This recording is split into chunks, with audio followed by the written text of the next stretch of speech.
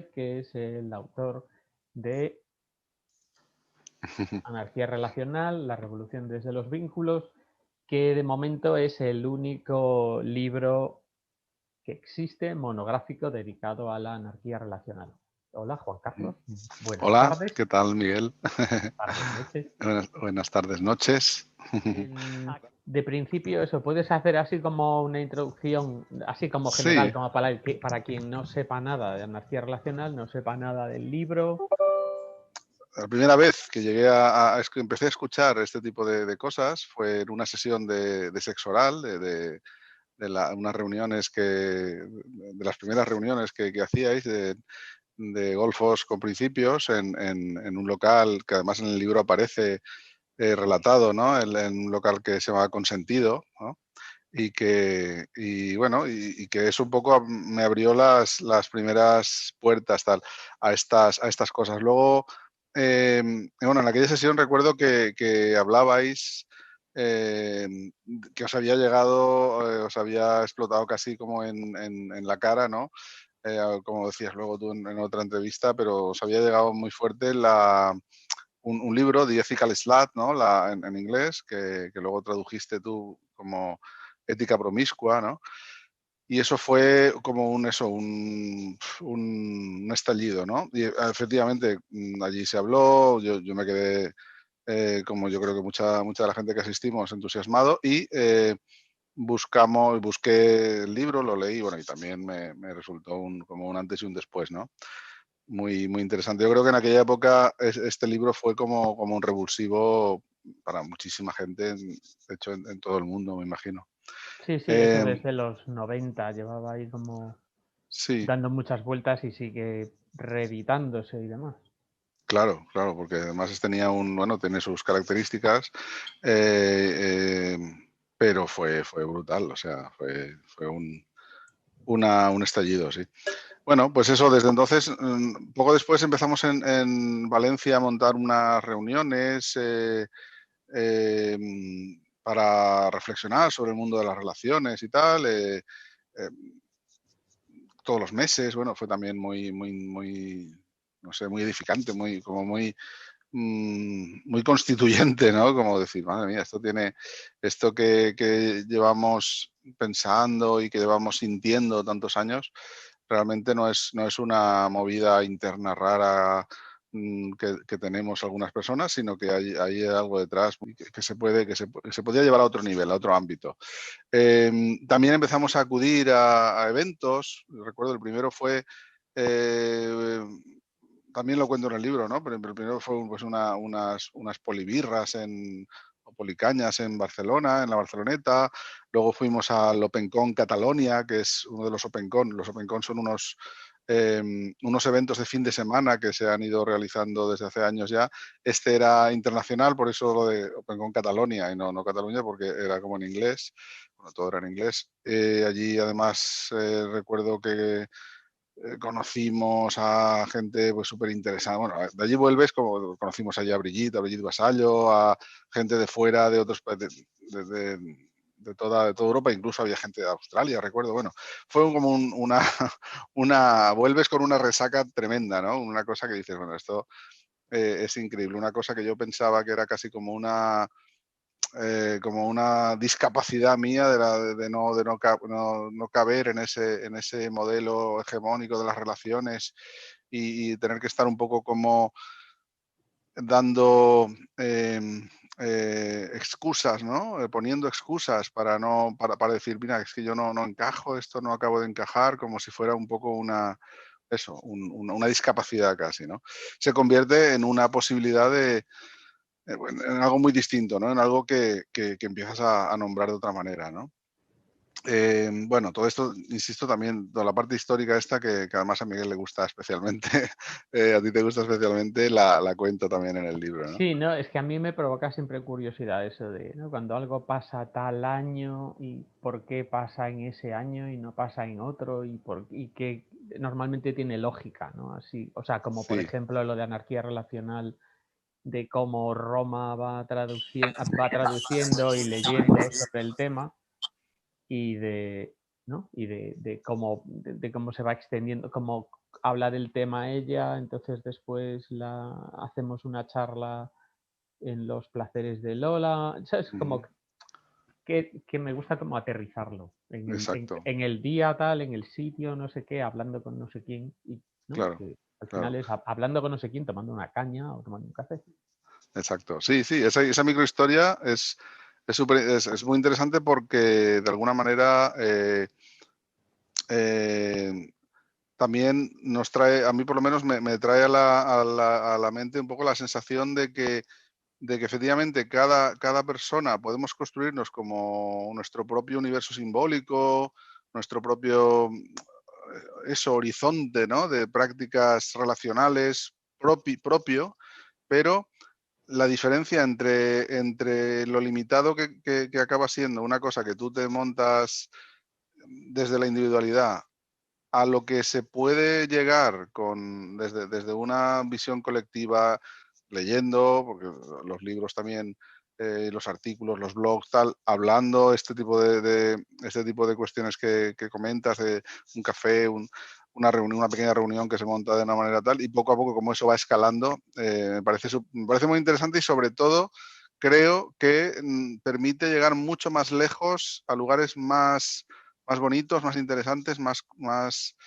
eh, o sea, colectivos, ¿no? Y nos da la posibilidad de, pues eso, de reflexionar en común, que es muy distinto de construirte tu propia movida, pues porque... Y además a mí que me hace gracia siempre cómo o sea, cómo es muy común el relato de la gente que dice, claro, es que yo pensaba que me pasaba algo raro, que había algún problema conmigo, porque yo siempre me pasaba esto y lo otro, hasta que descubrí, y entonces descubren algo, o descubren o anarquía relacional, o descubren el poliamor, o descubren las no monogamias, o descubren algo, Ujú. pero eso es como que necesitamos descubrir ese algo como para reconocernos como... Toda eh, esa experiencia de otras personas que se plasma en esos artículos, en esos marcos de referencia, como la anarquía relacional, como las no monogamias, todo lo que hay detrás. Pues bueno, eso, tú lo haces de una forma muy rudimentaria, porque es que es muy difícil una sola persona sin toda esa historia eh, de pensamiento que al final está plasmado pues, en, en, en lo escrito en lo que intercambiamos y las reflexiones, como decía, más colectivas.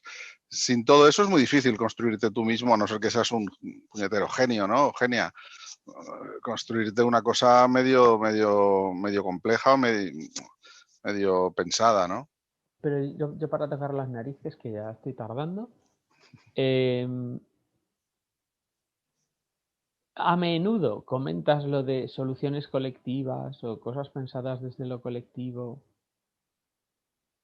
que colectivos, porque quiero decir que por mucho que después tú y un pequeño reducido, ¿no? Pequeñito grupo a tu alrededor estén pensando las cosas de manera diferente, No, no, pero yo no me no, refiero al entorno, me refiero a lo colectivo, me refiero a que tú coges The Ethical Slut, ¿no? Y lo ajá. lees y ahí estás recogiendo la experiencia de Janet, bueno, de las autoras y de todo ese conjunto, todo ese colectivo, o sea, todas esas personas que han estado interactuando con ellas, que a su vez eso Ah, ya, influye, sí, sí, sí, sí, ¿sabes? sí. Sí, o sea, que se recoge un trabajo Claro, colectivo. sí, lo que es la cultura al final, ¿no? Por ponerlo en el contexto histórico, ¿no?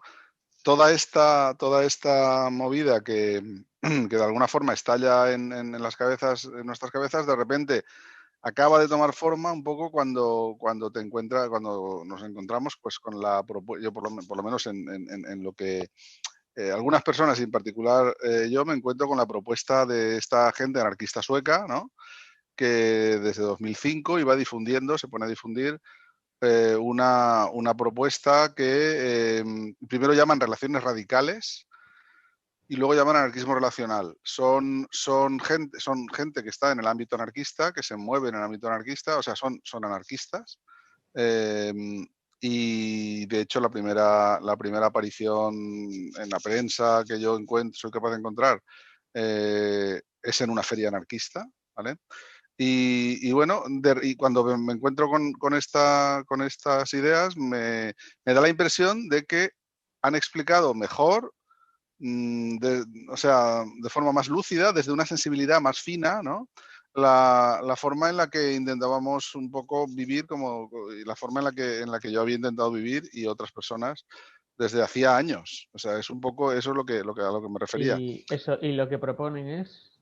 Y lo que propone, bueno, es de entrada es adaptar las ideas, los principios del anarquismo clásico, el anarquismo social, porque hay otros anarquismos, anarquismo individualista, anarquismo tal, el anarquismo social a las relaciones. O sea, aplicarlo, adaptarlo o volcarlo en el universo de las relaciones. Es decir, el anarquismo social se basa en los principios de no autoridad y de apoyo mutuo, básicamente. Y de una crítica, una disputa, o un ir contra de forma tradicional, el Estado, la Iglesia, la autoridad, la jerarquía, las élites económicas, políticas, religiosas. Pues pasar de ahí, de esos principios generales, a impugnar digamos, otras cosas. Y además, explícitamente se impugna el patriarcado, porque Andy Norgren, que es la persona sueca que se define como genderqueer, de hecho se define como genderqueer relationship hacker, o sea, un hacker de las relaciones, y además genderqueer. Pues por eso impugna un poco el patriarcado, el pensamiento heterocéntrico, la familia nuclear reproductiva, ¿no? Esta de base, ¿no? Y en definitiva, pues el sistema monógamo normativo, individualista, de burbuja familiar, etcétera, ¿vale? Entonces, ¿esto qué significa? Esto en la práctica, bueno, en la práctica, de una manera más concreta, en qué se traduce, ¿no? Pues en construir las relaciones de otra manera, ¿no? De una manera más solidaria, porque el anarquismo social, de entrada, el apoyo mutuo es un concepto de solidaridad, con más cuidados, porque se trata precisamente de apoyo mutuo, como digo, sin control, porque se trata de la no autoridad, sin coerción. De hecho, la coerción y la coacción son dos palabras que aparecen constantemente en la literatura anarquista. Sin dependencias, pero reconociendo la interdependencia, porque es anarquismo social. Es decir, el anarquismo individualista sería otra cosa, y no estamos hablando de eso, estamos hablando de anarquismo social. Entonces, de aquí surge todo, y además en los primeros escritos de esta gente se traduce de una forma directa. Cuando comparas un poco la tradición anarquista con lo que proponen y plantean, digamos que lo ves claro. Pero claro, tienes que hacer ese análisis, esa doble lectura. Entonces, al final, digamos, como receta, ¿no? ¿En qué se traduce todo, ¿no? Pues en construir redes de vínculos, porque es una cosa colectiva, basada en compromisos responsables, o sea, no caprichosos, no en vamos a hacerlo así porque nos gusta así, sino porque hay detrás una necesidad basada en la consideración, en la necesidad de las personas.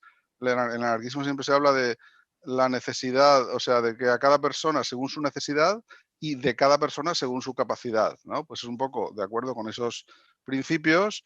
Y luego respeto a los límites individuales, es decir, al consentimiento, como base de la no autoridad. Es decir, el apoyo mutuo y la no autoridad, vuelvo a repetir, son esas bases. Entonces, al final, de aquí, ¿qué se deduce y qué es lo que más ha trascendido en relación a la forma de relación de vincularnos? Pues que se disputa los vínculos planteados como paquetes, ¿no? Como contratos, como cajas con sus etiquetas que indican qué somos y qué debemos hacer, ¿vale? Y qué debemos no hacer, según la caja en la que estemos, la caja de la amistad, la caja del amor romántico, del amor, del tipo que sea, la caja de tal. Y con cada caja con su libro de instrucciones, ¿no? Con su especificación normativa, ¿no? Que de alguna forma cae del cielo, o mejor dicho, cae de la cultura, ¿no? Viene de la cultura, ¿no? Y en nuestra cultura esas instrucciones además definen explícitamente vectores de autoridad. Es decir, en cada relación hay una serie de instrucciones y parte de ellas, y la mayor parte de ellas definen eso, gradientes de autoridad. Es decir, en lugar de compromisos que cada persona adopta voluntariamente, que tú adoptas voluntariamente para cuidarme a mí, en lugar de eso, en las instrucciones esas hegemónicas, tú estás obligada a cuidarme porque lo exige la etiqueta pareja. Si la etiqueta es amistad, esta obligación es menos intensa, es diferente, al menos es distinta, ¿no?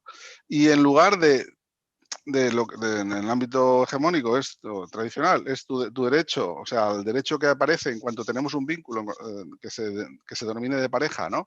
Aparece tu derecho a establecer límites sobre lo que yo puedo hacer eh, eh, con lo que podemos hacer cada uno con el cuerpo del otro, con el tiempo del otro, con la afectividad, porque la etiqueta que define eso define una serie de derechos y obligaciones. Por ejemplo, si es la etiqueta pareja, subyacen automáticamente derechos de acceso al cuerpo de la otra persona, a su tiempo, a sus deseos, a sus afectos, a su intimidad, en definitiva, a su privacidad.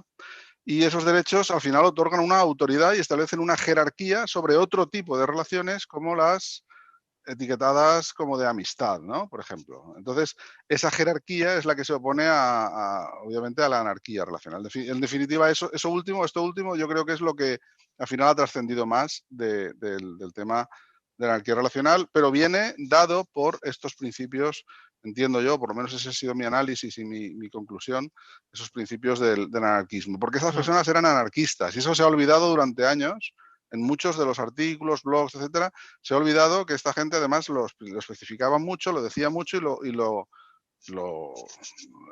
insistía en que no era gente que no estaba en el ámbito del poliamor o que incluso que no le gustaba. Andy Norgren insiste en que la polietiqueta, lo llama así, le parece que está muy lejos de su visión de las relaciones.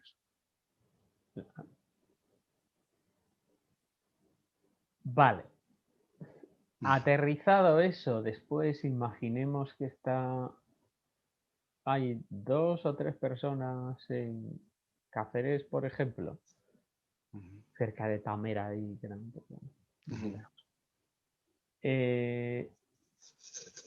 Y dicen, bueno, vale, nos vamos a salir de todos estos marcos normativos. Y entonces dicen, bueno, ¿y entonces qué somos?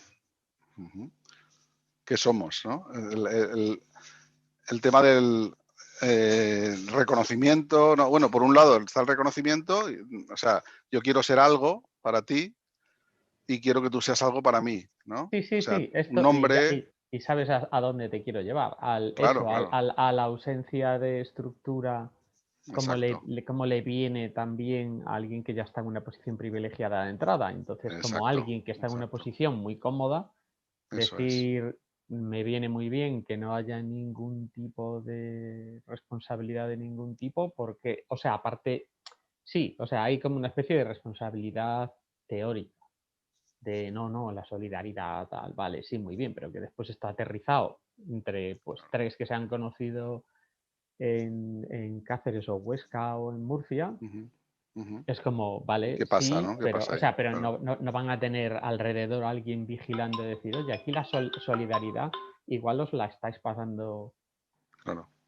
¿No? Claro, no, desde luego policía no va a haber, pero en principio No, ni hace falta, pero lo que me refiero es eso. Sí.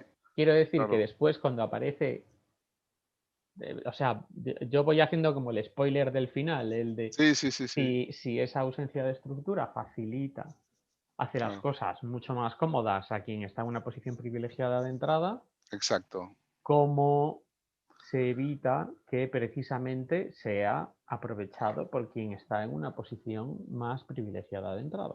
Claro, pues precisamente a partir de esa definición y de ese planteamiento de base de 2006, que han pasado 2005, que han pasado 15 años, pues hay toda una evolución de mucha gente que luego reconoce a Andy Norgren también en un artículo de 2018, pero que ya se había tratado. Es decir, que es todo el análisis de las relaciones de poder que hay en estas redes, ¿no?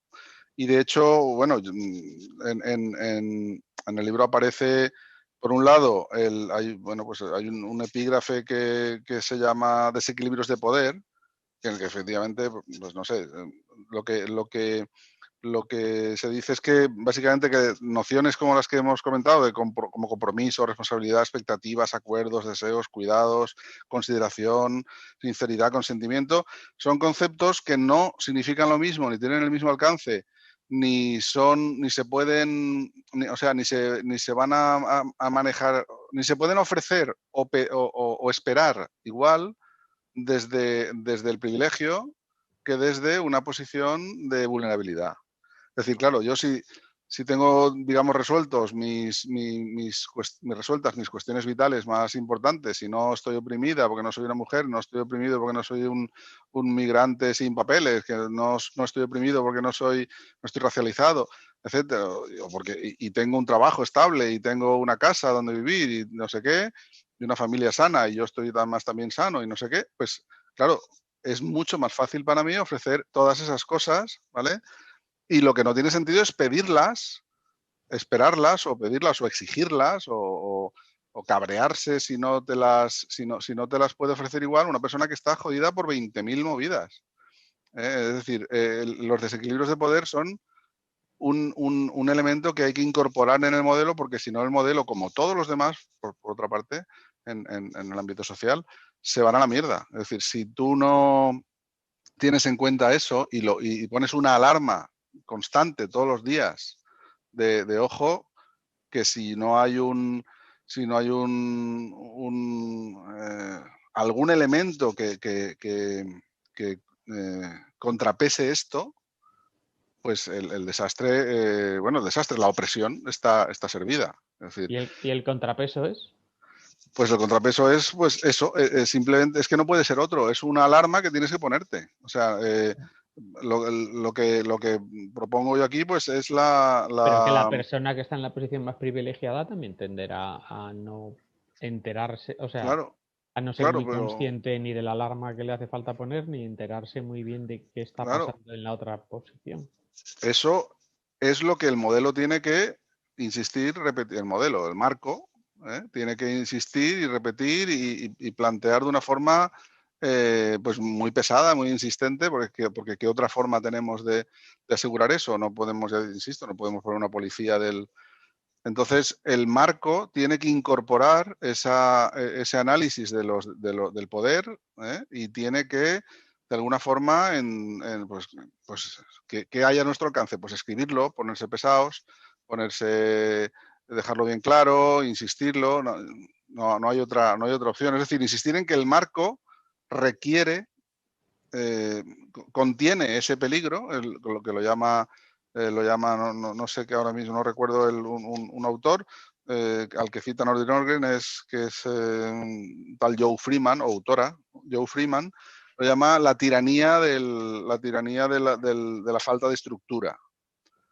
Pues eso hay que dejar clarísimo que es un peligro, un riesgo inherente a un modelo en el que se impugna la estructura. Claro, o sea, eso es que se me, no soy modo que entendido como, no, desde el anarquismo individualista entendido como narcocapitalismo de no, no, aquí Claro, pues no hay restricciones de ningún tipo. Pues claro, haciendo un paralelo, ¿no? Puedes hacer el exacto, anarcorrelacionismo de no, no, aquí pues nos vamos apañando cada cual a claro. su manera y vamos llegando a acuerdos independientes entre las personas que están en una relación y es como, Claro, pues eso hay que denunciarlo en la medida en la que en estos ámbitos denunciar tiene algún sentido. Quiero decir, pues de decir, oye, pues eso, que no, eso no va así. sí, pero que después eso lo traslado a Zaragoza. Ujú. Allí tres intentando organizarse y eso siempre le Sí, veo hay- sí, la, Pues ¿no? hay que decirles El- que se lean el artículo de Andy Norgren, que se lean la página 200 no sé cuánto tal, que se lean el artículo que tú harás la semana que viene, bueno, que de hecho has hecho hace poco uno, que no sé, es que no se puede hacer otra cosa más que ponerlo de manifiesto e insistir en ello, insistir en que hay algunos modelos que tienen algunos riesgos y este modelo tiene que ir acompañado en todo momento de un análisis de un análisis de las estructuras de poder y de los desequilibrios de poder y de los vectores de opresión. Mira, eso, que tenemos 28.000 preguntas. Desde Ujú, Chile, ¿qué se podría decir de la responsabilidad afectiva? ujú. ¿Eh? Sí, pues sí, es un poco lo que hemos estado hablando ahora, ¿no?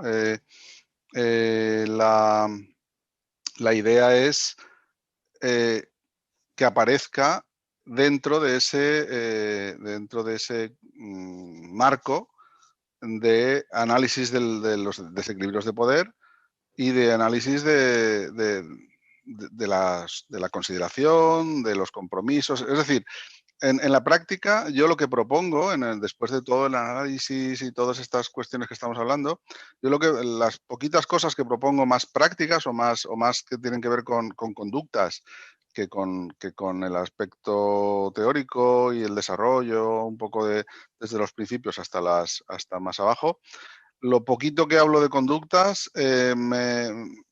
lo baso todo en esas dos ideas de los, los compromisos y los límites. Es decir, la responsabilidad afectiva, en este caso, se traduce en unos compromisos que sean razonables. ¿Qué pasa con los compromisos cuando hay desequilibrio de poder? Pues que la otra persona se ve obligada a aceptar cualquier cosa, ¿no? ¿Y qué pasa con los límites? Pues que una persona que tiene menos poder, que lo típico, ¿no? Cuando una persona tiene más necesidad, vive más de las relaciones o una relación concreta desde la carencia y desde el miedo, porque a lo mejor toda su vida está en una situación más vulnerable o más frágil, o algunas partes de su vida, o simplemente su relación con los vínculos personales o cualquier cosa de este ámbito. eh, Cuando una persona está en esa situación, el problema es que puede aceptar o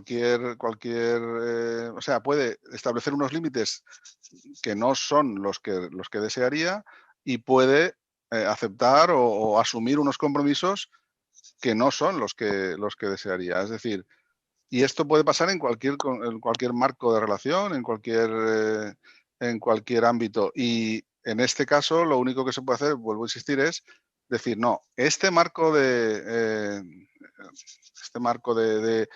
cómo vincularse eh, solo funciona cuando se tienen en cuenta estas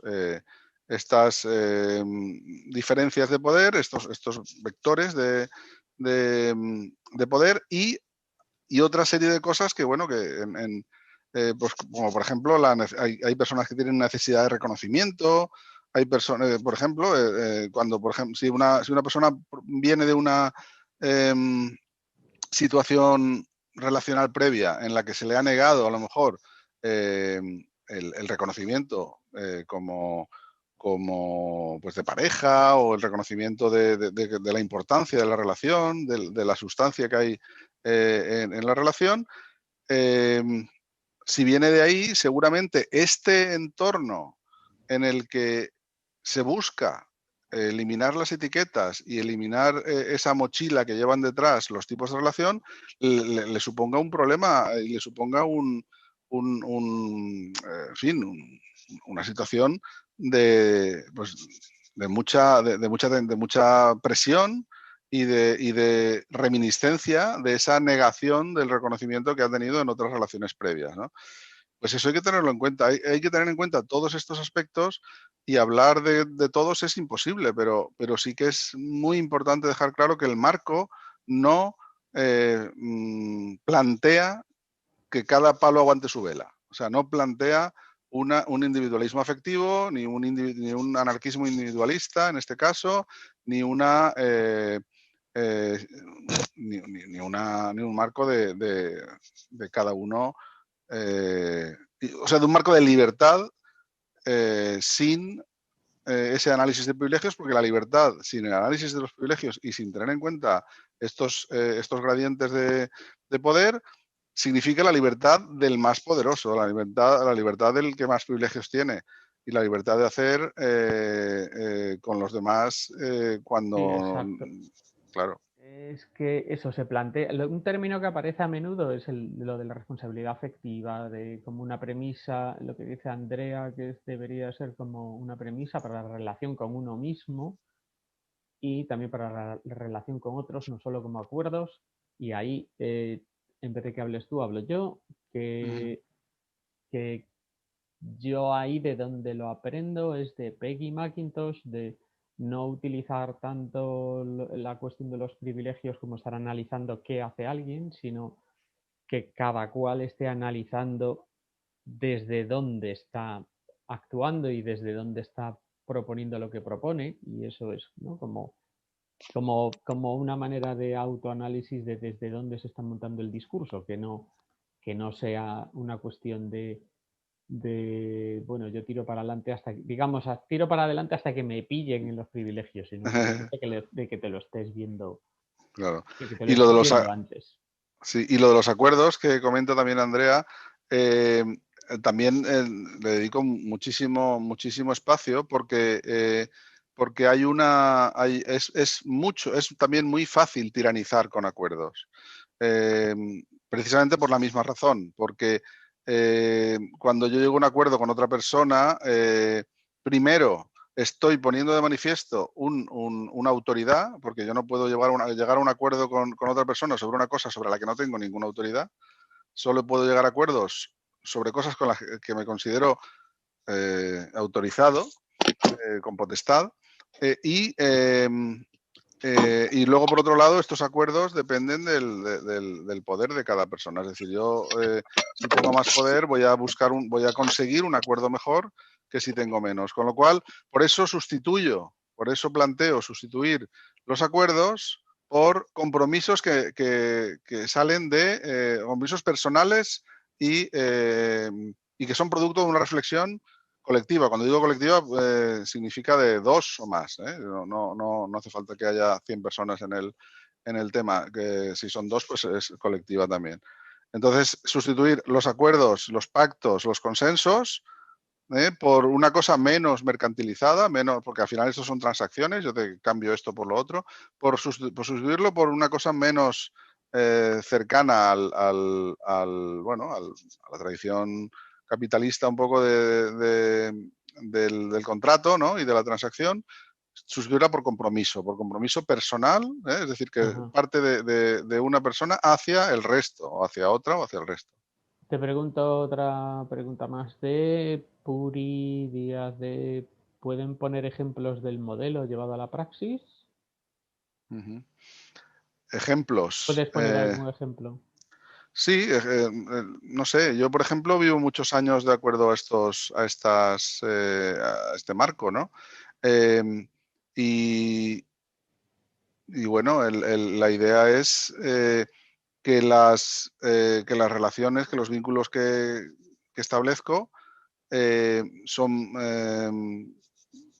si el ejemplo, si por ejemplo queremos decir algo fácil de entender desde una experiencia de los vínculos tradicionales, de las relaciones tradicionales, se parece mucho a la amistad, pero eh, sin los eh, sin las cortapisas que el modelo hegemónico impone a la amistad. Es decir, muchas veces cuando tú dices, estoy relacionándome con alguien, estoy conociendo a alguien, muchas veces la pregunta o incluso lo que vienes a decir es, ¿somos solo amigos o somos algo más? ¿No? Entonces, para empezar, lo del solo es terrible. Es decir, es considerar la amistad como una cosa menor, inferior, solo amigos, ¿no? Como si fuera un...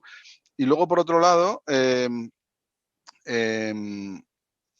el diferenciar estos dos, el poner digamos que las relaciones cuando ya no son de amistad están como en un pedestal, están a otro nivel y a ese pedestal hay que subir de alguna manera, hay que acceder a esa cota relacional, pues digamos dando ese salto, a mantenerse ahí de acuerdo a unos ciertos privilegios, a unas ciertas mejor dicho, fórmulas, ¿no? Que te permiten mantenerte en ese pedestal. Y quien no está en ese pedestal está a otro nivel.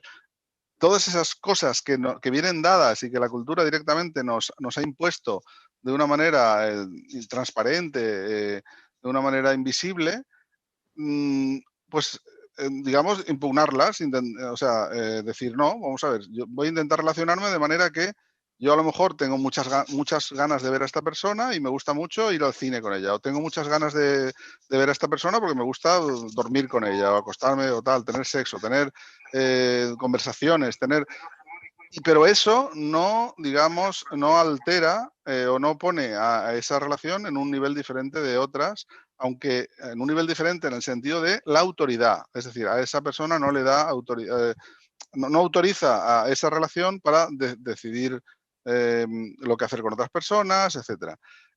O definir vetos sobre otras personas, definir fronteras sobre lo que se puede hacer con otras personas, etcétera. Es decir, sí que existe, y además es inevitable y negarlo sería absurdo, va a darse el hecho de que a mí me apetezca mucho más ver a otra persona más a menudo o ver a otra persona en ciertas circunstancias o hacer esto o lo otro con esa persona, pero no la coloco en un nivel estamentalmente distinto, es decir, a un nivel, en un estamento distinto del resto. Es decir, por eso digo, se parece mucho a la amistad, pero quitándole toda esa mochila que lleva el concepto de amistad y quitando toda la mochila que lleva el concepto de amor romántico o amor Disney o como lo queramos llamar, eh, dejando esa orografía, dejándola plana, pero eso no quiere decir que no haya diferencias enormes, gigantescas, entre unas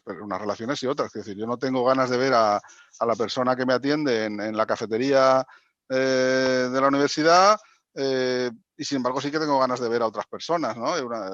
Y en otras circunstancias. Ahí Pero quería sumar algo que puede estar sí. relacionado y es, o cómo lo ves ahí, la relación de cómo se trataría la anarquía relacional desde el punto de vista de alguien del espectro aromántico. Ujú. Claro, gran parte o sea, seguramente los artículos más interesantes sobre anarquía relacional, por lo menos hasta hace unos años, venían de personas que estaban en ese espectro, aromántico y asexual. Y es porque precisamente cuando una persona, si tú eres una persona asexual, por ejemplo, que no tienes, no sientes atracción por otras, atracción erótica por otras personas, eh, pero sí que te apetece tener vínculos significativos, vínculos fuertes. Entonces, ¿qué pasa cuando, cuando tú te metes en el ámbito de las relaciones tradicionales? Pues que o las relaciones de amistad, con lo cual no tiene la profundidad de un vínculo de amor, no, de los que llamamos de amor, eh, o si es de amor, entonces, digamos, hay una obligación, hay una serie de obligaciones que aparecen en el modelo tradicional que incluyen seguramente las relaciones íntimas a nivel sexual. Entonces, estas personas lo que planteaban era, vamos a ver, que las relaciones no estén definidas de acuerdo a esa mochila, a ese conjunto de instrucciones que decía antes, que definen cómo tiene que ser una relación, y entonces yo voy a llamar a mis relaciones, no voy a ponerle nombre a mis relaciones, voy a poder relacionarme de una forma muy significativa, muy profunda con alguien, y no necesariamente eso va a incluir todo lo que en un modelo, digamos, tradicional, tienen que incluir las relaciones. En este caso, la parte sexual o en el caso de las personas románticas, todo el pack de comunicación romántica con todos sus códigos y con todas sus cuestiones, ¿no? Y otra pregunta, saliéndonos algo muy aterrizado que pregunta, Sandra Bravo de Barcelona. Sí, Bueno, que ya nos conocemos. sí, sí. Primera pregunta, ¿cómo consigues que tu madre entienda cómo te relacionas sin utilizar ninguna etiqueta ni darle un discurso al respecto? Pues ahí yo creo que la única opción es decir, somos, pues eso, tengo muchos amigos y amigas y lo que pasa es que para mí amigo y amiga no es lo mismo que para el resto del universo, o algo así, porque, bueno, depende de la madre, porque hay madres con mucha que han leído mucho, abuelas que han leído mucho. Vale.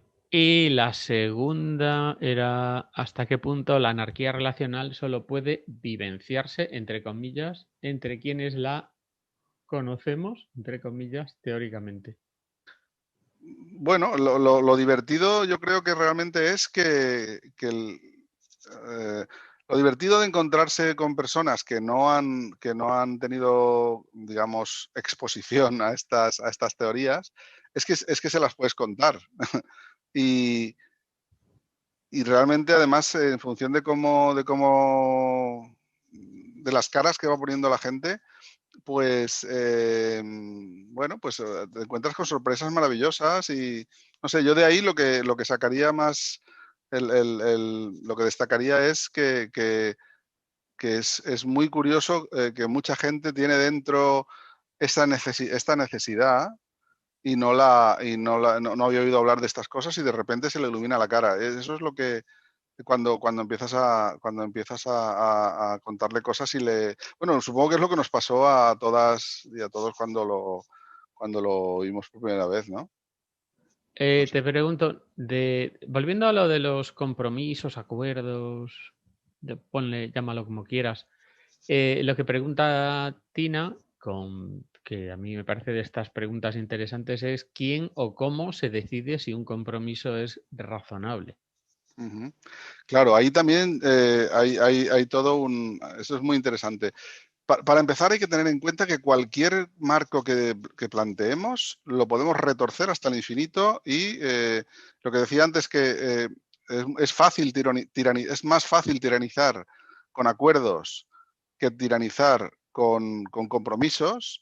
Quiere decir que es más fácil, no que no sea posible. Es decir, podemos retorcerlo todo y decir, no, es que yo me comprometo a que tú no sé, me beses los pies todas las mañanas. Dice, pero eso no es un compromiso. Ah, pero yo. Es decir, que puedes. Pero, ¿cómo definiríamos que un compromiso es? Primero, tiene que ser personal. Es decir, tiene que partir. Es decir, yo me comprometo a hacer esto, no me comprometo a que tú hagas esto, porque entonces vaya compromiso, ¿no? Quiero decir, eh, eso es el primer rasgo, la primera característica de un compromiso personal, que venga, yo me comprometo a, pues no sé, a cierto nivel de cuidado hacia vosotras o hacia vosotros y en estos términos, o sea, que sea personal y que venga que venga de la persona que lo enuncia, ¿no? Que lo asume, que asume ese compromiso. Segundo, que no sea, que sea reflexionado en común, ¿eh? Es decir, que se plantee y se llegue a un, eh, a un punto en el que no sea un compromiso que yo asuma y que no le interese a nadie. Pues entonces no tiene ningún sentido. Tiene que haber ahí un punto colectivo. Insisto en que el colectivo puede empezar desde dos. Y luego también es importante que no sea un capricho, sino que tenga un sentido, que se pueda desmenuzar y en el fondo haya algo detrás. Haya algo en la esfera de las emociones. Juan Carlos, ahí nos preguntan, ¿tienes bibliografía sobre esas personas arománticas asexuales que hablaron de anarquía relacional? Sí, sí, en el libro lo que tengo está en el libro todo. Hay un punto que es, ¿quién se ha interesado hasta ahora por el que relacional? Hay una esto que es los colectivos, las personas asexuales y arománticas, página 42, y hay un blog que es muy interesante que lo puedo decir, que es The Thinking Asexual, thethinkingasexual.wordpress.com. ¿Eh? Eh, lo que pasa es que ahora se llama The Thinking Arrow. Creo que ha cambiado y ahora es. No, el título es The Thinking Arrow. que es aromantic, o arrow en inglés, ¿vale? Pero todavía, que es la abreviatura de aromantic, pero todavía se llama thethinkingasexual.wordpress.com.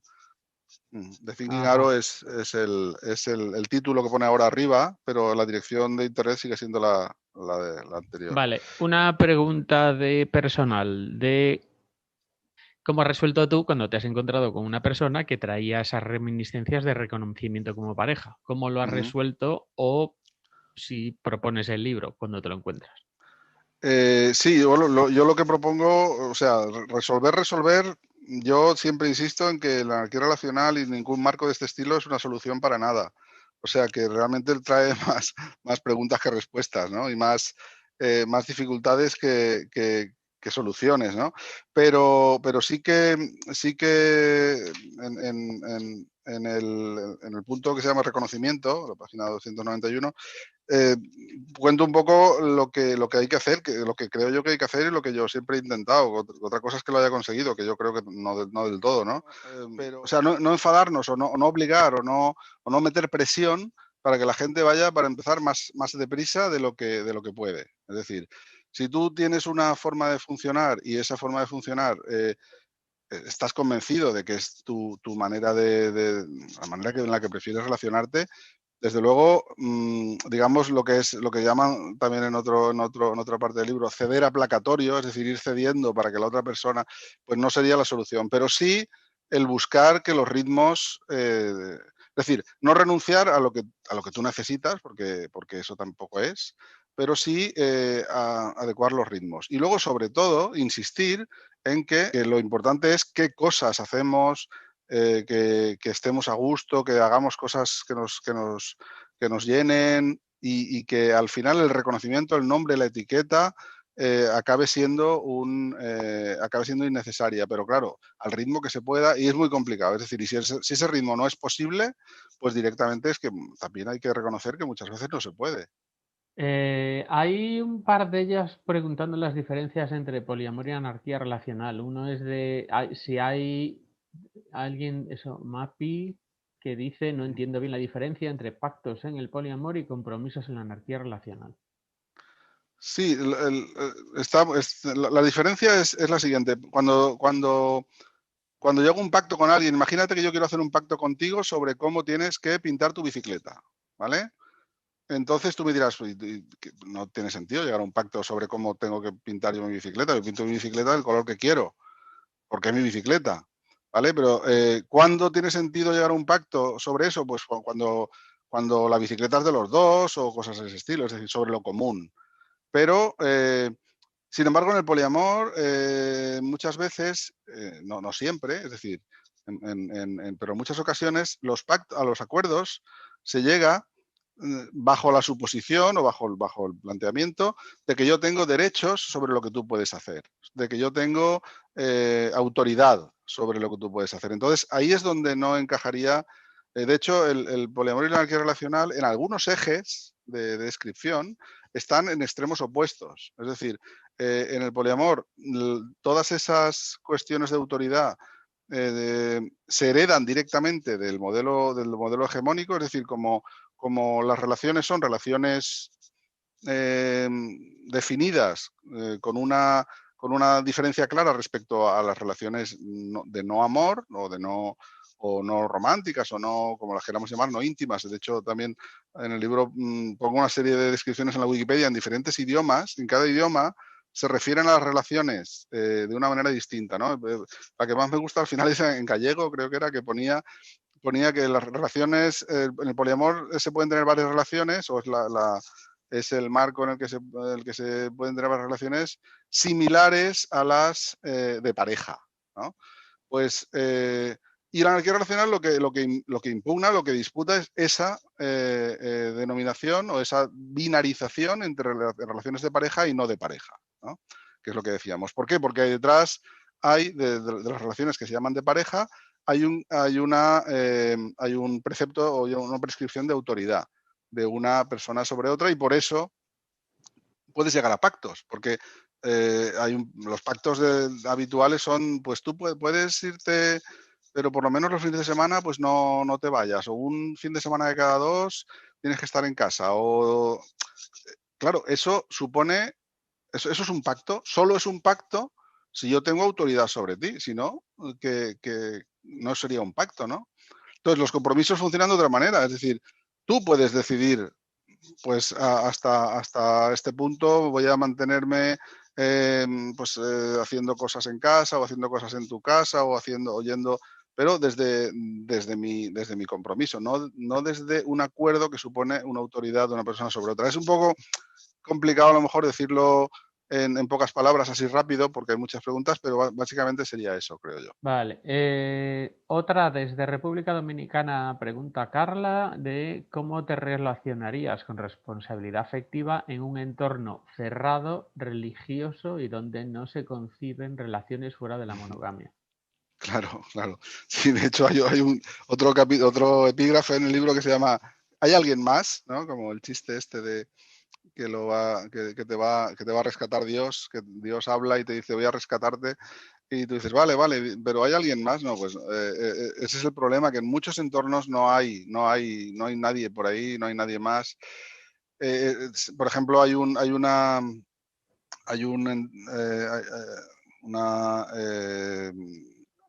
planteamiento activista en Cataluña que se llama Amors Rurals, en el que se trata mucho, bueno, y creo que hay alguno más en España, no sé, igual Miguel lo sabe mejor, que en el que se trata precisamente de esos temas, del tema de qué pasa en el mundo rural, por ejemplo, donde es dificilísimo llegar a formar redes significativas de este estilo, porque hay poca gente. Incluso en los entornos urbanos hay poca gente, ¿no?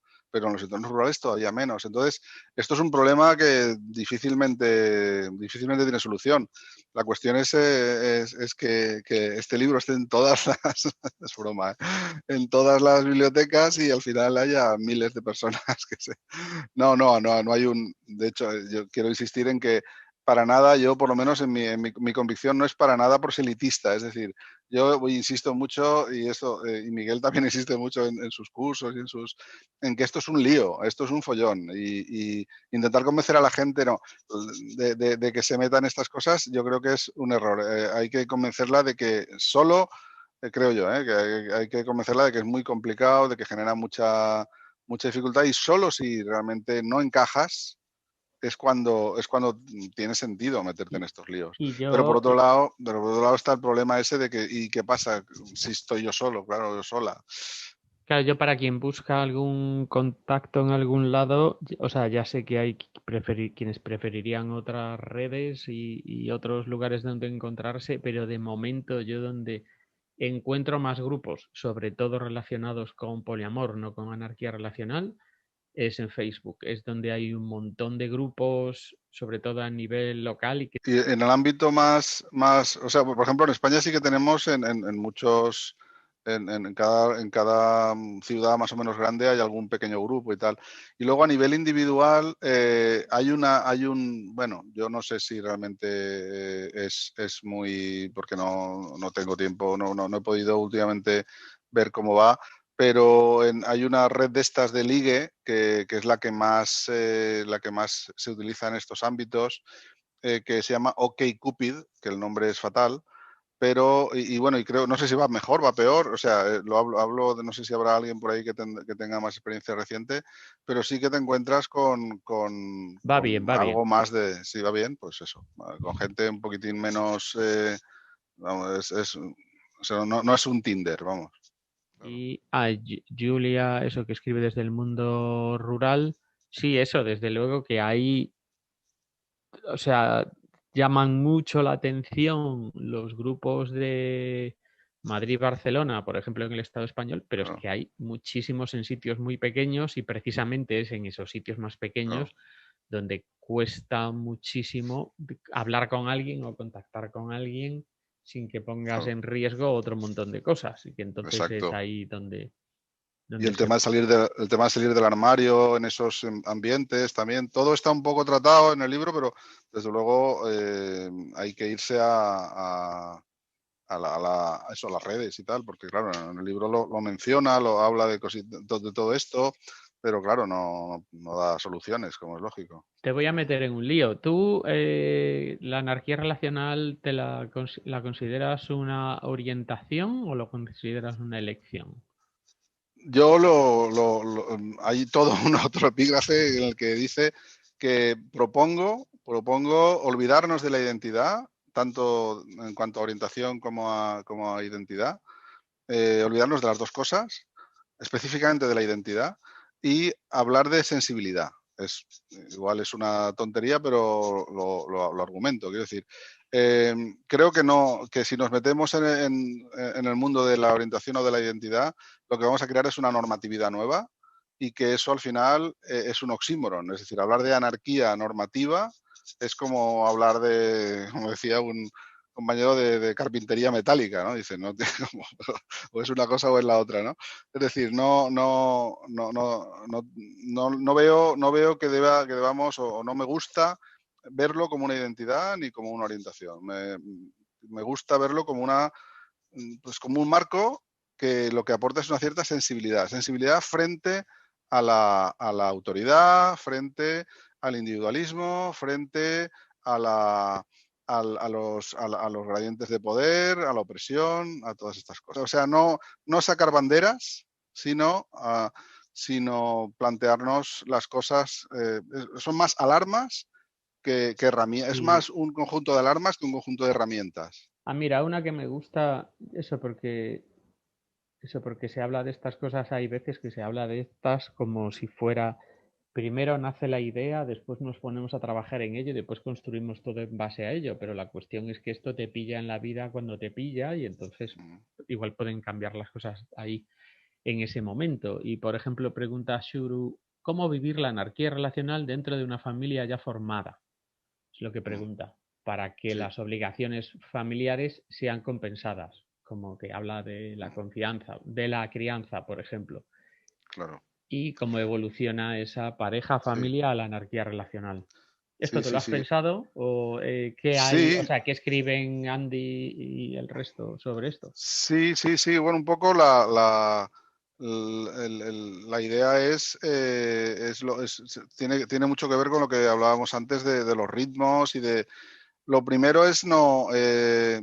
La- es no culpabilizar la situación, o sea, no culpabilizarse las personas. eh, en el sentido de no obligarse a llegar a unas prácticas que, partiendo de una situación de familia, pues eso, tradicional, es muy difícil evolucionar, transitar. Es decir, siempre se habla, de hecho, Miguel, ayer o anteayer hiciste un post, ¿no? Que tiene que ver con la deconstrucción. En tu caso hablabas del deseo, pero en este caso la deconstrucción de ese formato de familia tradicional, pues es un proceso y lo que no tiene sentido es, lo decía ayer Miguel en su artículo, que me gustó mucho, pero bueno, y yo creo que encaja perfectamente con lo que propongo yo en el libro. No se trata de desmontar y volver a montar, ¿vale? Básicamente porque tú estás en un andamio. Entonces, si quieres cambiar las características del andamio, no es buena Qué idea. bonita te voy a robar la metáfora del andamio. Que Sí, quede aquí básicamente es eso, registrado. imagínate, ¿no? Tú Eso, quieres construir eso, un pero lo de andamio cambiar, distinto. sí, sí, sí, eso, que quieres cambiarlo estando tú encima del andamio. Claro, claro. Entonces pues eso, hay que hacerlo, pues, no sé, con mucho cuidado. Ya sé que no aporto nada, pero vuelvo a insistir en que es que este es un marco que no aporta soluciones, solo te aporta información, es decir, y es un poco eso, entender muy bien dónde estás, qué puntales puedes ir quitando sin que aquello se vaya a la porra y ir sustituyéndolos por otros y con mucho cuidado, sobre Mm. todo con mucha consideración y teniendo en cuenta siempre a la persona que tenga el ritmo más lento. Sí, no, y Eh, yo ahí no lo resumiría, yo creo que también lo dice más allá de la pareja y algunos de estos o vamos, saliéndonos de cualquier libro también desde los sistemas, ¿no? Lo de que es importante cada miembro de esa relación y que no hay como un ideal que está por encima de, no, no, para que este ideal de relación o este ideal político salga adelante nos tenemos que llevar por delante a quien sea, sino eso, ¿no? Pues que sea claro, como evolucionar yendo todo el mundo al mismo paso o a un paso semejante. Te Mm. pregunto una cuestión muy práctica. ¿Cómo se puede comprar el libro si se está en México? La Casa del Libro tiene una sucursal en México, anarquiarelacional.com, todo junto. Ahí hay un enlace a la Casa del Libro que tienen. También está Amazon, pero Amazon no mola mucho. Y luego también en la editorial me dijeron el otro día que estaban intentando hacer una edición, porque claro, es para que salga más económico, para que no haya envíos y tal, intentando hacer una coedición en México. De hecho, es la misma editorial que del libro de Brigitte, eh, Pensamiento monógamo, terror poliamoroso, que ya lo han hecho.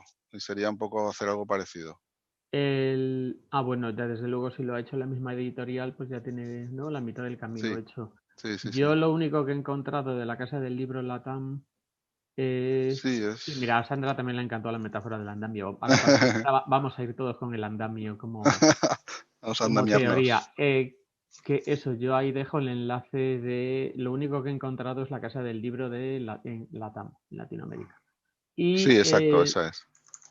vale, ¿y qué más te iba a preguntar?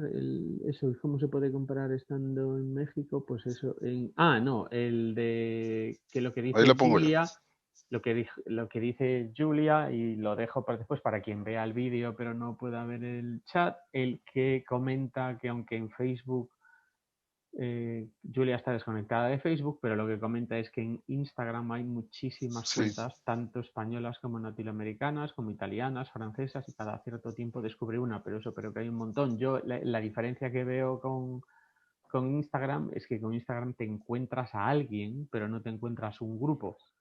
claro. También preguntan EB9 sobre el privilegio por ser hombre en patriarcado. La mitad del libro está dedicado porque es el eje fundamental de privilegio en las relaciones. Es el eje, claro, es el 90% del problema está en el eje de género y en el libro se refleja eso. Hay un capítulo entero, hay epígrafes enteros sobre eso.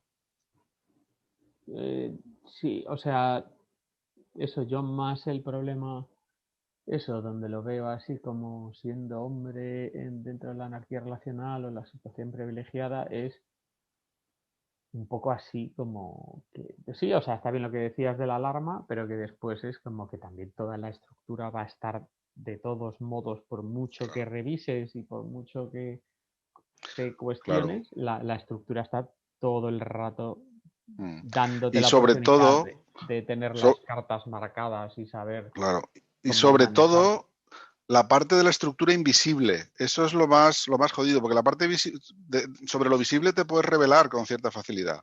Bueno, te Lo puedes revelar, luego invisible, es lo que sale. Pero todo lo invisible es el problema. Por ejemplo, las expectativas, ¿no? Las expectativas muchas veces, a no ser que hagas ese esfuerzo y ese trabajo de análisis, las expectativas muchas veces son transparentes, son invisibles, están ahí detrás yo diferencio entre expectativas externas y expectativas internas. Las internas son las que tú tienes, las que dentro de la red se tienen y sobre cómo van a ir las cosas. Y las expectativas no se ven, están ahí detrás, están minando tu, eh, tu trabajo, o sea, tu día a día, mejor dicho. Y luego las expectativas externas es la presión que hay desde fuera también para que te pronuncies, lo que decíamos antes, lo que decía Sandra antes de tu madre o tu abuela, no me acuerdo, decía, claro, quiere que te pronuncies, quiere que digas si tienes novios o novias, si tienes amigos, amigas. Esas expectativas y esas presiones, tanto dentro como desde fuera, cuando son invisibles, cuando son latentes, es cuando más difícil son de desmontar, ¿no? o de ir superando más que desmontar, de ir cambiándolas por otra cosa en la que puedas vivir, ¿no? por ejemplo, Daniela da la pista para comprarlo en Chile, que el libro lo compró a través de Book Depository. Quizá también llega a otros países de Sudamérica por esa vía, por el... También están comentando eso de que en el... Teruel. que vía Instagram se ha creado el primer grupo de no monogamias en Valladolid y a pesar de ser una ciudad muy cerrada ha sido todo un éxito y se está creando una Ujú, comunidad maravillosa. O sea que ujú, en Valladolid también, en Teruel también. ujú. Bueno, en Teruel, no está cerca de Teruel, Huesca, No, Pamplona. está más cerquita de Valencia casi, por carretera. Ah, sí. Ah, está tan. Ah, vale, vale. Bueno, No sabía que no sé. pillaba tan. Vale, vale, vale. Parte de mi familia es de la zona aquella, ¿no? Yo lo veo como cerca, pero bueno. De todas formas, lo de las no monogamias, también en el libro menciono eso, el planteamiento de la anarquía relacional, sobre todo también insiste, o por lo menos yo insisto, ¿no? Por mi parte, en, en no poner el foco en el número. Es decir, no monogamia, igual que poliamor, tienen ese prefijo no mono o prefijo poli, en el que el propio nombre te lleva a poner mucho el foco en el número. Entonces, la anarquía relacional no va de números, es decir, no va de relacionarte con una persona, con dos, con tres. Eso es irrelevante de alguna manera, es decir, es un efecto secundario que puedas relacionarte con más personas porque no hay autoridad y por lo tanto no te pueden prohibir que te relaciones con otras personas. Pero el foco está en cómo nos relacionamos, no en con cuántas personas nos relacionamos. Eso es una diferencia o un matiz Y, muy importante porque es cierto que cuando entras en el mundo de la no normatividad relacional, etcétera, y ves no monogamia, ya entiendes que no se trata del número, y ves poliamor, no se trata del número, pero la gente que entra que llega de entrada con ese título, ¿no? La película que espera encontrarse es varias relaciones.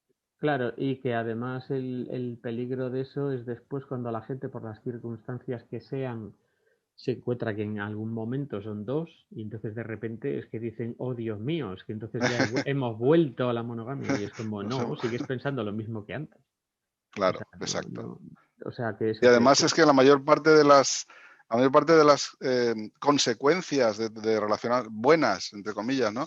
De relacionarse de otra manera, son consecuencias que se obtienen igualmente si te relacionas con solo una persona.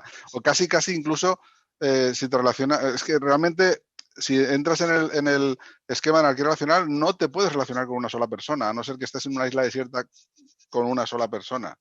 Es decir, los vínculos pasan a ser vínculos que no están en dos niveles. Desaparece el binarismo y ya no estamos pensando si nos relacionamos con una persona o con dos, porque no tiene sentido esa es decir, sí que es posible que no tengamos un vínculo frecuente o una relación frecuente más que con una persona, pues porque convivimos y estamos en un confinamiento y no sé qué, ¿vale? Una pandemia mundial, de acuerdo, pero en realidad, desde el punto de vista del esquema, estamos relacionándonos con todo el mundo de una forma o de otra y con una persona a lo mejor nos encanta simplemente hablar por teléfono cada 3 días, ¿no? Y eso es una relación tan importante en el sentido de jerarquía, no en el sentido de la entrega, ni de las ganas, ni de la pasión, ni del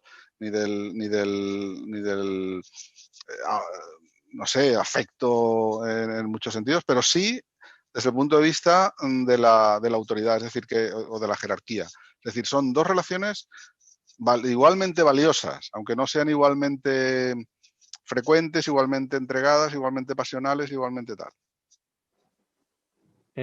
vale, y ¿qué es lo que te iba a... Ah, eso, lo de Julia dice lo del andamio, que copiemos como... O sea, me refiero que volvamos con la metáfora del andamio, que eso, o sea, ¿no? Sí, Era, sí, la resumo sí, lo de que cuando deconstruyes algo, estás deconstruyendo algo que te implica a ti muy mucho y entonces no puedes desmontarlo como si no estuvieras ahí y no te fuera a afectar mucho, entonces tienes que hacerlo con mimo y cariño, ¿no? O sea, esa es la claro. idea, que tú estás Sí, sobre en el todo mismo andamio. examinando muy bien sobre dónde estás para no quitar una pieza que haga que caiga todo. Es decir, tiene que haber un conocimiento, o sea, un examen, un análisis muy a fondo de dónde estás y ir desmontando las partes que no hacen que todo caiga, ¿no? Es decir, como el juego este, ¿no? De las piezas que vas quitando, pues Es un poco así, cuidado, pues, quitas una pieza, pones otra, pero que no caiga todo. Y también es muy parecido a lo que dicen en algunos ámbitos activistas, ¿no? Estamos contra, o sea, puede que estemos contra el sistema, pero estamos en el sistema. Es decir, el sistema no te deja salirte de él. Es decir, aunque te vayas al campo, tú sigues teniendo que cumplir las leyes, ¿no? Pues es algo parecido. Puedes estar contra el sistema, pero no, lo que no puedes es estar fuera del sistema, ¿no?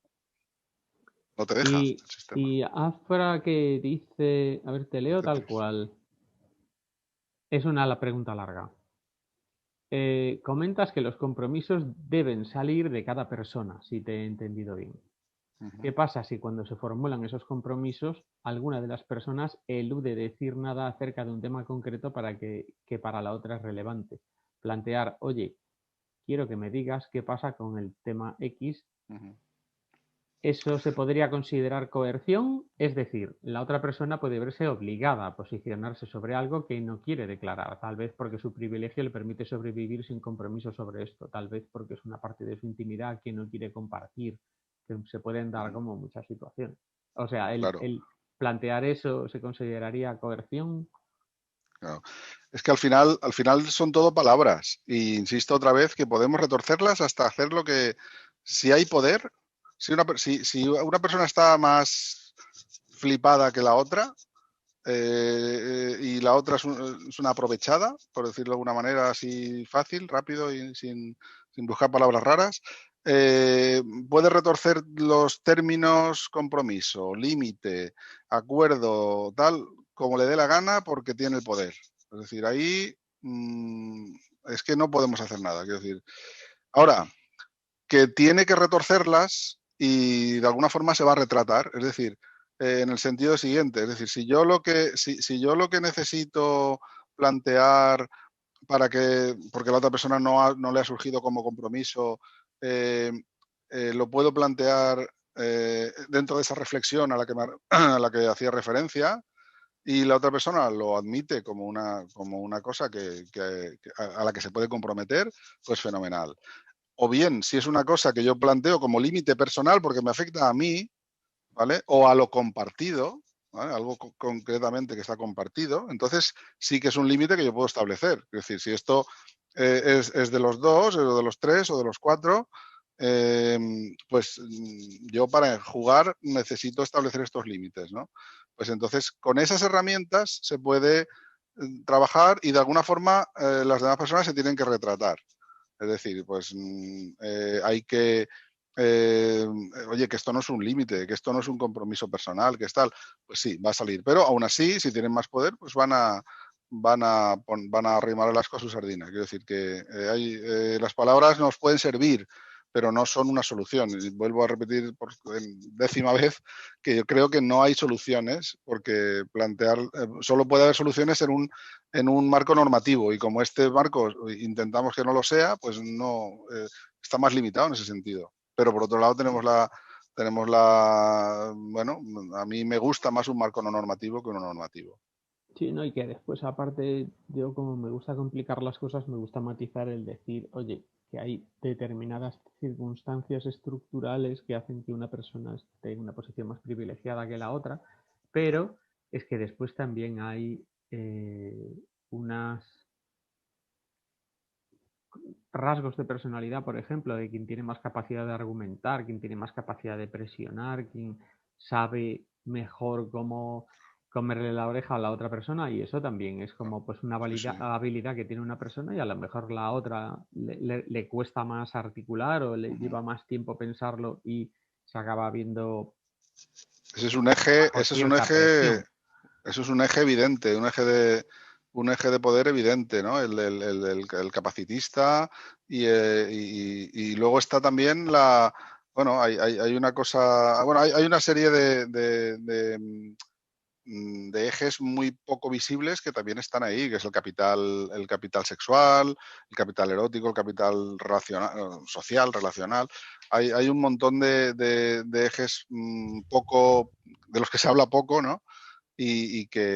Bueno, yo intento recogerlos, que me habré dejado muchos también, claro. Y iba a comentar. Hay Bueno, una cosa alguien... que se llama, incluso, hay una cosa incluso que, perdona, que se llama la injusticia hermenéutica, que tiene un nombre muy raro, ¿no?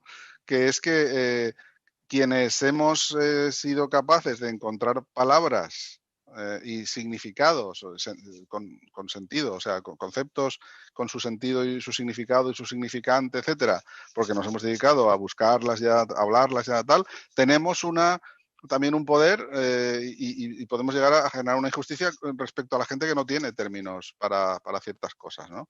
Es decir, que hay ejes realmente, hay muchísimos. Vale.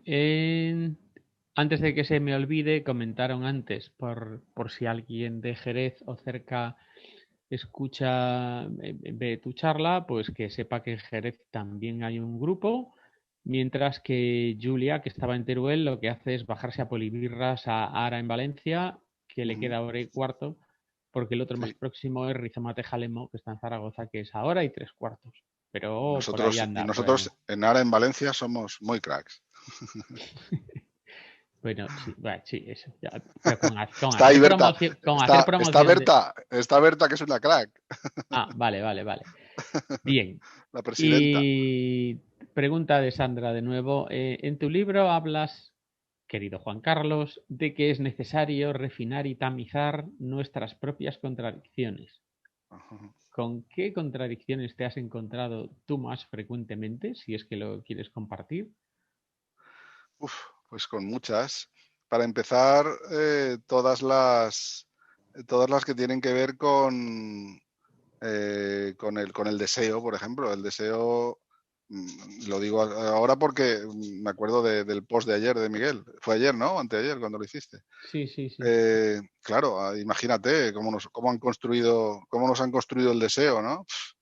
A las tías fatal, a los tíos también. ¿No?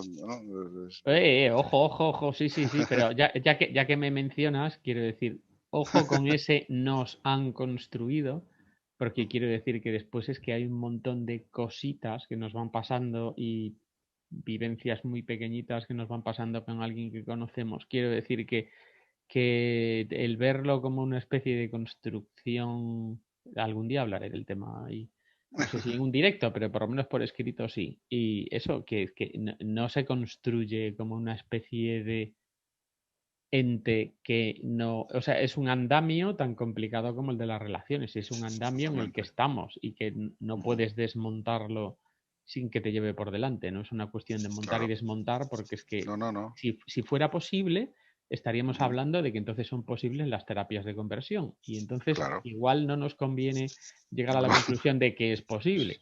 Nos ponemos de curas ya directamente, ¿no? No, no, sobre todo Entramos, es como que entramos en la decimos, iglesia. entonces es posible cambiarnos, no sé, yo creo que hay veces que es que encontrar la No, solución, o sea, lo que no, a mí lo que no me vale es como que el mismo argumento que nos vale para una cosa, de repente lo cambiemos para lo que nos conviene y dice, no, no, para esto no se aplica, pero para esto sí, ¿no? Y nos va aplicando. claro, claro, Vale, claro. Yo en el tema del deseo, por ejemplo, en el libro propongo que en el ámbito este, en el marco este de la anarquía relacional, se podría hacer o sea, se puede, eh, encaja mejor, en lugar de la deconstrucción, la idea de la transversalización.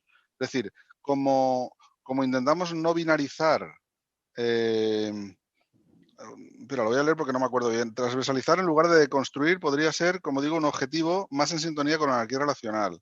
Es decir, romper los límites de lo que me gusta y atrae, no solo pensando en la intimidad física, sino en otras prácticas. Como no estamos binarizando, porque esta es otra cosa que suele pasar a menudo. Tú cuando le cuentas a alguien que estás teniendo, que estás conociendo a una persona, uy, me encanta, joder, es fantástico, muy interesante, hablamos, pasamos horas hablando, no tienes más que esperar 10 segundos para la siguiente pregunta, ¿no? Ya sabemos todos cuál es la pregunta que te van a hacer, ¿no? Pero ya habéis follado, sí, la pregunta final, o sea, lo que hay en la otra, es decir, esa binarización es lo que llamamos a lo sexismo, ¿no? Que las relaciones eh, significativas tienen que incluir sexo porque si no, pues es una amistad, ¿no? Es un poco lo que decíamos antes cuando hablábamos de las personas asexuales y arománticas. Pues como aquí ya desaparece ese binarismo entre relaciones significativas y no significativas en función del sexo o en función de otras cosas, el deseo también, el deseo se convierte en los deseos, es decir, se transversaliza y tiene, digamos, tanto valor significativo el deseo de ir al cine con esta persona como el deseo de acostarme con esta otra o el deseo de hablar por Skype con esta otra. Es decir, eso encaja muy bien, ¿no? Con el esquema. Son cosas que yo planteo porque encajan, porque las veo que como que juegan bien con el modelo, con el marco, ¿no? Pero bueno, son digamos, propuestas, ¿no? Ahí, vale. Una pregunta complicada. Cuando algunos vínculos son monógamos no, si algunos de tus vínculos son monógamos o si están explorando, la pregunta sería, ¿tienes algún truco o algo que ayude a trabajar el desapego? Pero ahí yo no entiendo la pregunta si es como que trabajar el desapego de la otra persona para que deje de ser monógama o trabajar el desapego tuyo para dejar que la otra persona se siga explorando en su monogamia o en su exploración sin que eso afecte. Bueno, más que Yo, truco, no a, sé. a- a mí, ahí te interrumpo, pero Sí, sí, sí, sí. como sale el tema del desapego, yo saco el del apego, que ayuda. Yo siempre recomiendo el mismo libro que si se entiende de manera simplona y solo ese libro, pues no vale porque no explica todo, pero el de Maneras de Amar, que tiene un título horroroso y como una portada horrorosa, pero el de Books for Pocket cuesta 8 euros, se lee en 2 tardes y da claves de por qué hacemos lo que hacemos en las relaciones. El peligro es que se vea eso desde una óptica patologizadora y entonces se... Ah, vale, eso, Suri, ya que lo dicen Ambas. en las dos direcciones. Pues el problema es cuando se patologiza, entonces se dice, no, no, es que como se llama un apego seguro y el otro inseguro, de repente parece que no, no, te tienes que trabajar el apego inseguro. Pero si se es capaz de salir de esa patologización y se es capaz de no intentar explicar de repente toda tu vida respecto al apego, es interesante saber del tema porque te explica por eso cuando se aleja voy detrás y esto me activa o Claro, por eso cuando viene detrás de mí a mí me da pereza.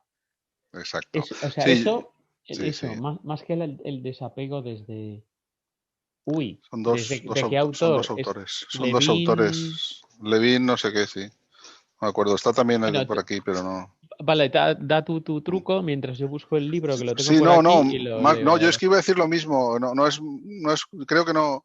Para empezar, yo el enfoque que le doy a la anarquía relacional está lejos de la psicología. Primero, porque no sé nada de psicología, y segundo, porque creo que es un marco eh,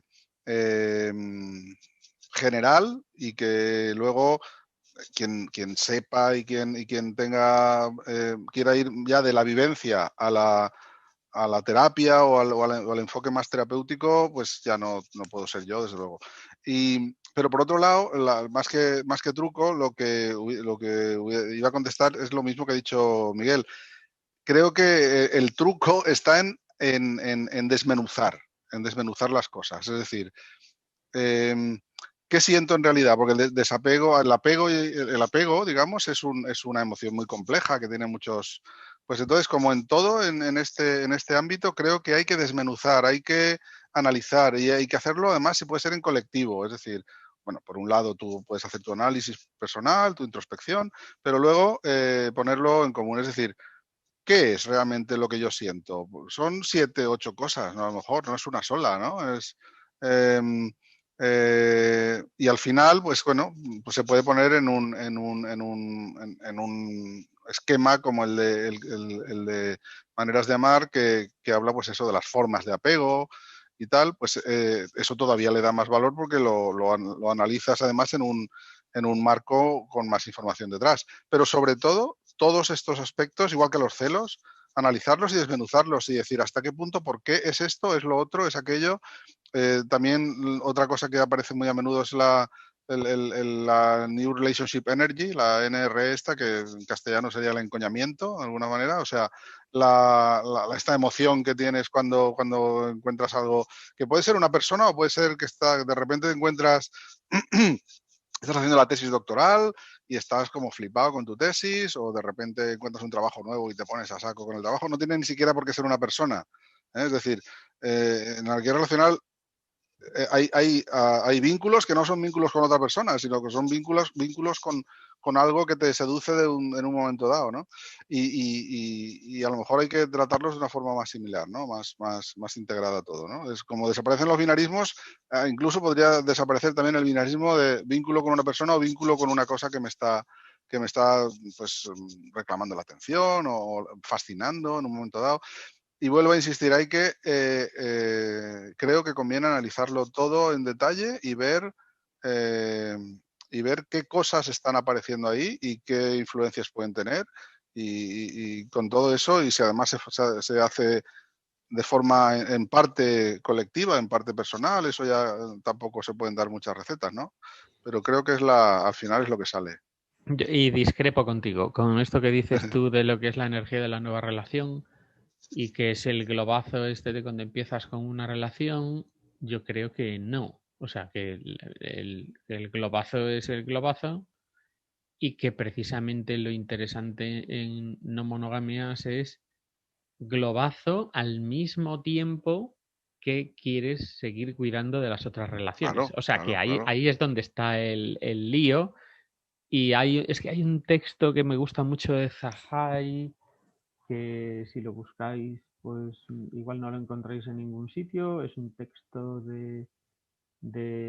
yo creo que es de los 80, que después publican en los 90 o en el 2000, y que ahí como que recoge todo lo que se hablaba como en los primeros colectivos poliamorosos, que son los que acuñan, como el grupo más hippie, son los que acuñan el término ese.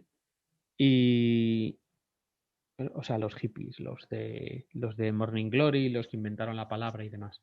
Y Ujú. que, y que eso, que lo plantean como esa atención de repente que le prestas a alguien y, y entender el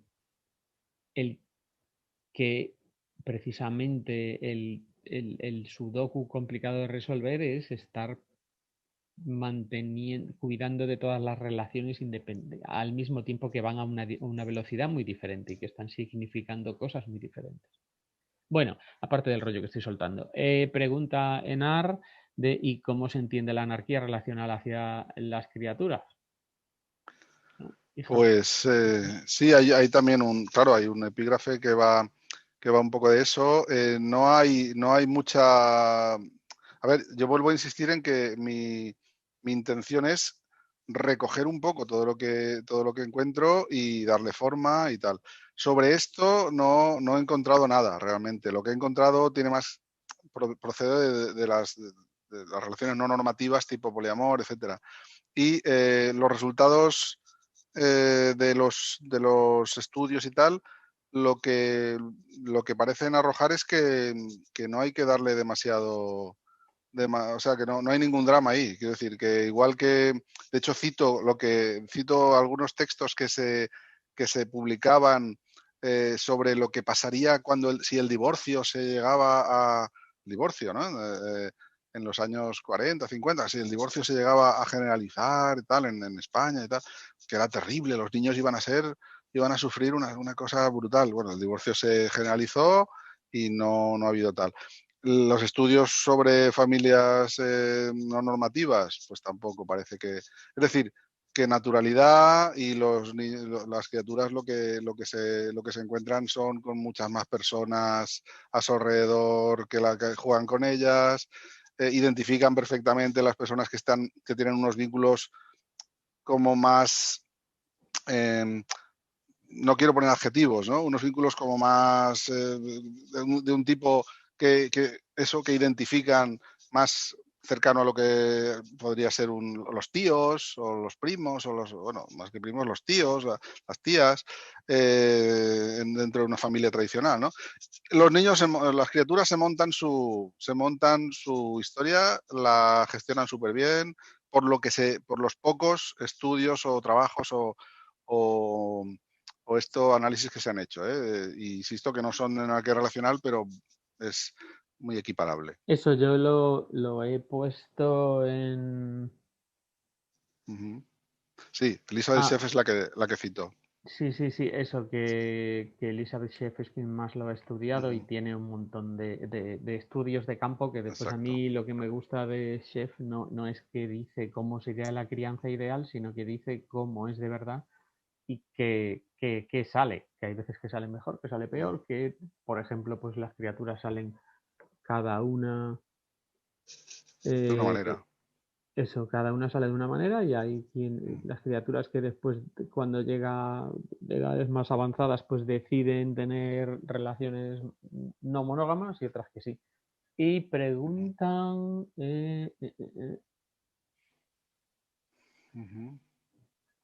¿y qué pasa si usas el globazo para mejorar las relaciones anteriores? ¿Cómo cuidar ambas o todos los vínculos, la energía o atención no es la misma?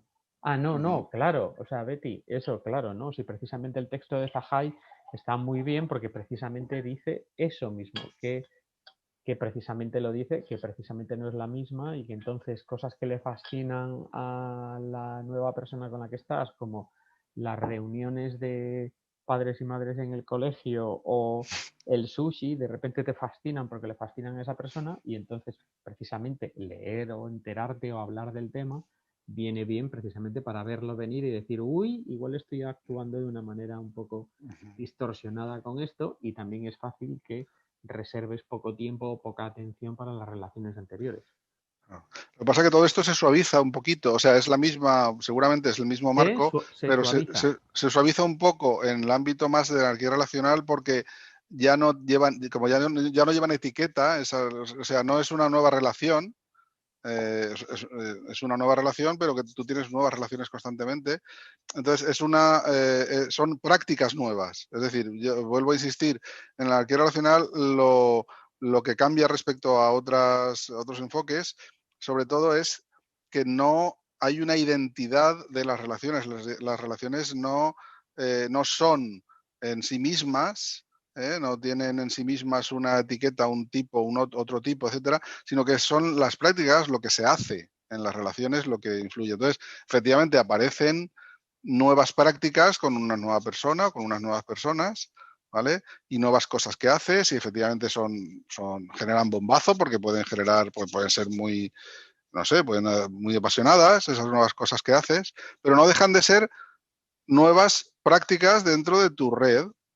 No es que aparezca una nueva persona, porque si tuviera que aparecer, si hubiera un bombazo cada vez que aparece una nueva persona, aparece una nueva persona cuando de repente tienes otro compañero en el trabajo, otra compañera en el trabajo, en fin, que las relaciones se suaviza un poco, es decir, no cambia a lo mejor la cuestión psicológica de fondo, pero sí que hay un cierto suavizado porque no se entiende de repente que había 3 y ahora hay 4. Eso no existe. No había 3 y ahora hay 4 porque de partida no había 3 y de llegada no hay 4.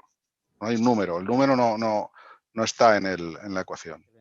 Que eso, que muchas gracias, que ya es hora de descansar y a todo el mundo que se ha apuntado a estar preguntando, también muchísimas gracias por hacerlo mucho más entretenido y rico para todo el mundo, que no sea simplemente como Juan y yo hablando.